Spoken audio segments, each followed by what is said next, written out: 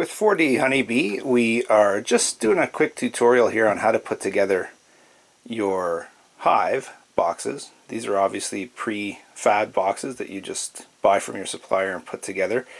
Here are the tools that I'm going to use. Being the son of a carpenter, I can't hammer in a nail straight to save my life. So I'm using this air gun here, which is going to shoot in these 2.5-inch, very thin nails.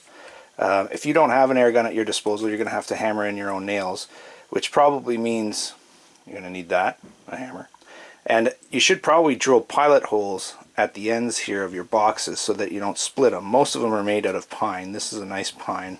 And they fit in really well, but if you hammer a nail that's a little on the thick side through this end, you could very well split the wood grain there, because you see the wood grain's always going to run towards the end. So you'd need to drill a pilot hole in first in each one of these ends so that you don't burst out the hive box. The most important thing here, though, is this right here, your square, your carpenter square.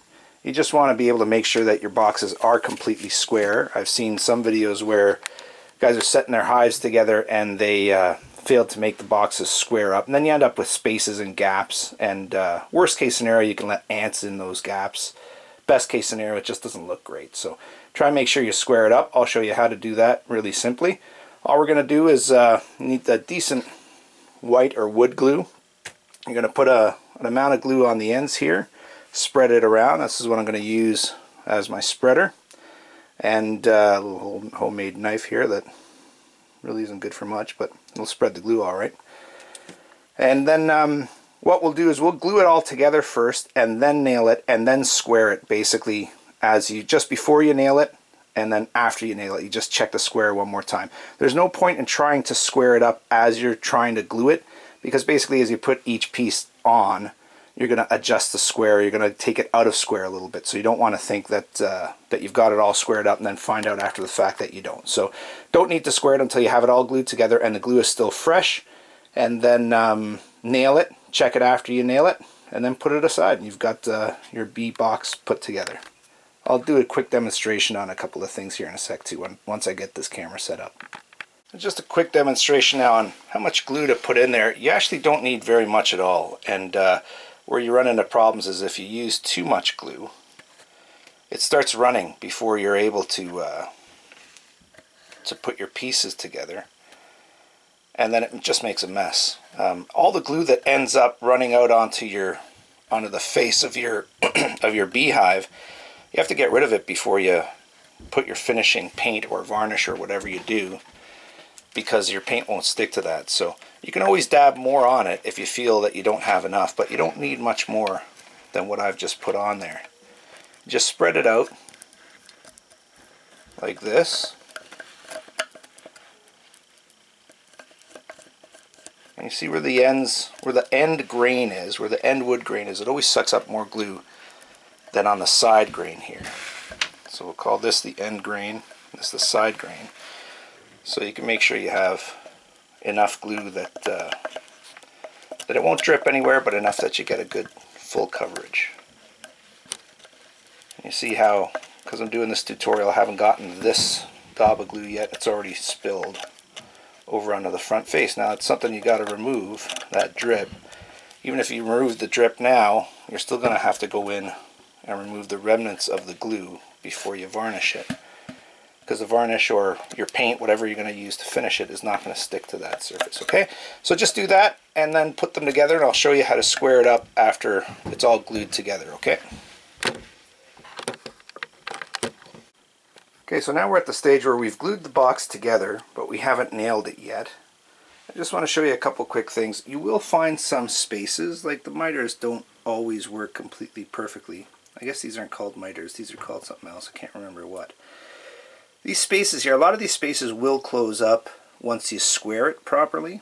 And if they don't close up, generally they're full of glue anyway. And if they're not full of glue, then generally the bees will propolis them shut before ants really can make their way in there. So don't get too upset if you do see spaces like that. It's not going to kill you. As long as you make sure that you get the boxes, firmly put down together. What I do is put it down on the floor here on the concrete, and just make sure you push down on one end, or you can use something like this just to hammer it down and then just turn it over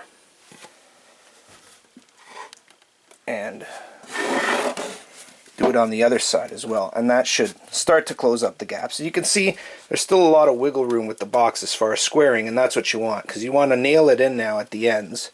These ends will come a lot closer together than they are right now, and square it before you nail and then square it after, and I'll show you how to do that quickly here as well. Okay, so now we've brought the box up to nail it, and we're going to check for square before we nail it, and then we'll check for square again after we nail it. Now you can see those little spaces there. A lot of those spaces will close up. A lot of them won't. It's not that big a deal. So don't worry about it. Just get it square, get it tight, and nail it, and then check for square again, and you'll be fine.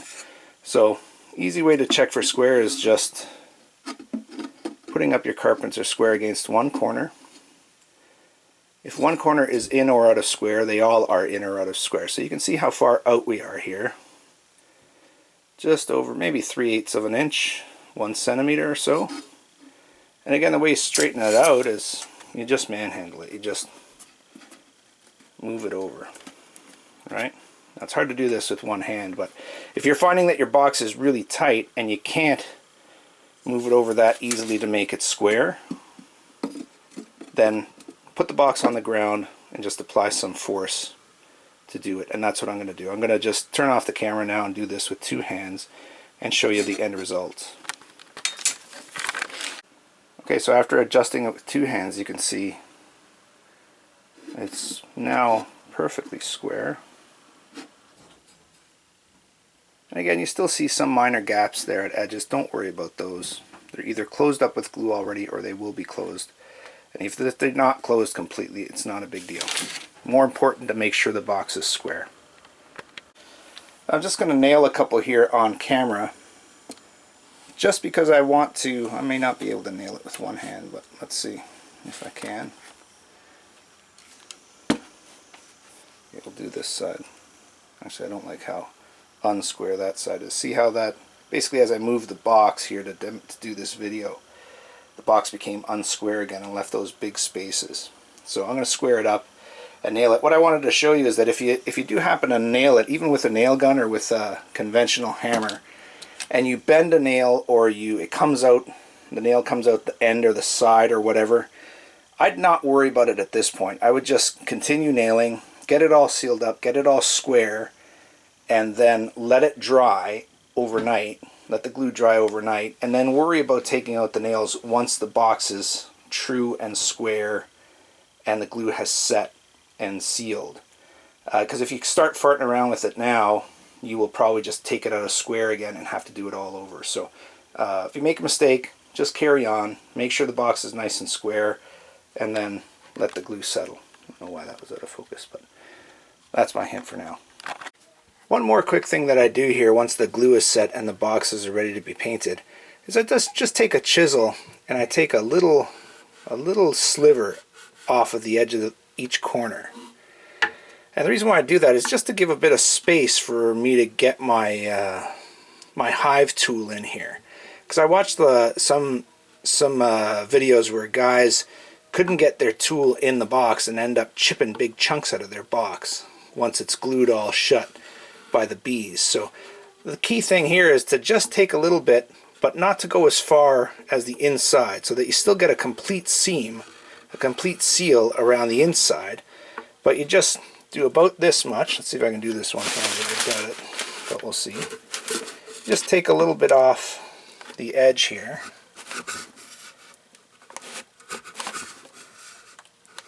but don't go any more further towards the middle than that. Again, you just want a little space, just a millimeter or two, maybe 1/32 of an inch, so that you can get your hive tool in there without a problem. If you do that on all corners, then you give yourself a bit of space to be able to get your tool in there and crack the box. But then again, you don't go as far as the inside edge, so that it is still sealed all the way around. And there's a little tip that works for me. Okay, so now the box has been nailed, and I checked it again for square, and it ended up pretty good here. You can see that's pretty square now. I do have one, you see the spaces at the dados have pretty much closed up nicely, with one exception here. There's a spot where you can see daylight. And what's happened here is that the wood is just warped, so it's nice and tight at the bottom, and nice and tight at the top, but in the middle it's warped out. It's wowed like this, right? So I'm not going to worry about that. All I'm going to do is let the whole thing set, make sure it's set nice and square. Tomorrow I'll put in some glue from the inside. I'll put glue in these spaces here just to close that up, just to prevent ants from getting in there. And again, the bees are going to close that up anyway, but I'll just help them along the way. And one other thing I wanted to show you is, it looks like just one nail over here has started to come out. So again, I won't worry about that now. What I'll do is once the box cures and sets, I will cut out this this sliver here and either set the nail in so that it's nice and flush, or remove it. I'll show you something that happened on another box that I did earlier. You can see a nail right here.